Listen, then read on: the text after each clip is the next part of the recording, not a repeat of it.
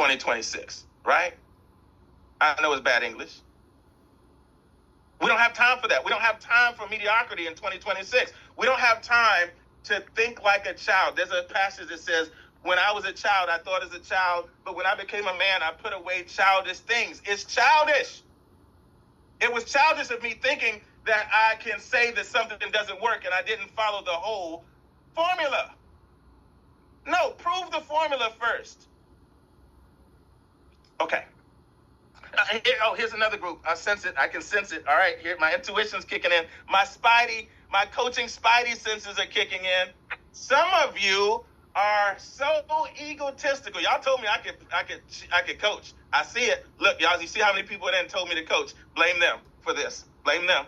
Some of you all have so much pride and so much ego. I can bake a better cake than Betty Crocker. So even though she sold 1 billion of her recipe, you want to skip the process of mastering somebody else's recipe and jump straight to being a master of your own.